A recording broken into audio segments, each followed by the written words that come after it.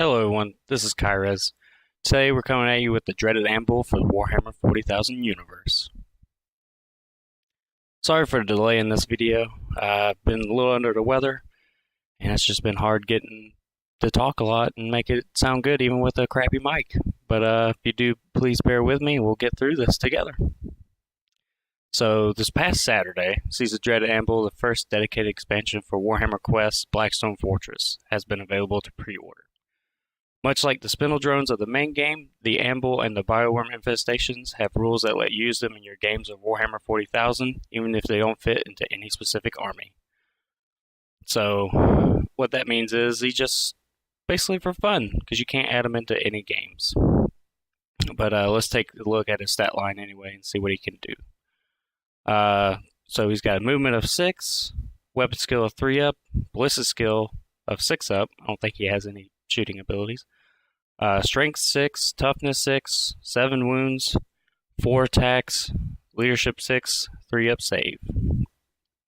So he's almost comparable to a Demon Prince, minus the weapon skill. And I think Demon Prince strength is 7. But other than that, they're pretty comparable. So he's just like a slightly weaker Demon Prince.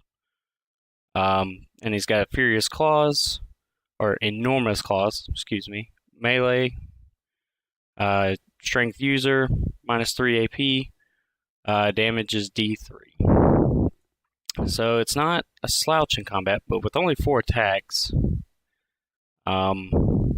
could be a downside, unless it's got something that allows it to attack more.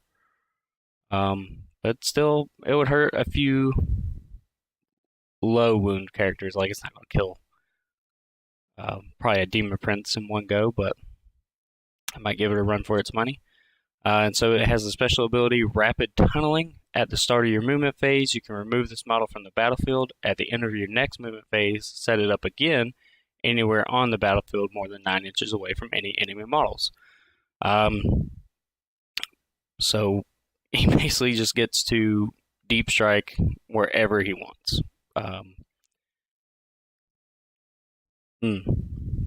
But again, can't really add them into any armories, so this is basically all just for fun anyway. And then the Rad Maggot Symbiosis. At the start of each battle round, this model gains D3 lost wounds. So that makes him even tougher to kill, because this just automatically happens.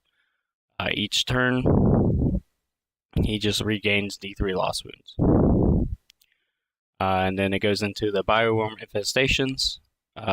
Their stat line, 4-inch move, weapon skill 4, ballistic skill 6, strength 3, toughness 4, 2 wounds, 3 attacks, 5 leadership, 4 up save.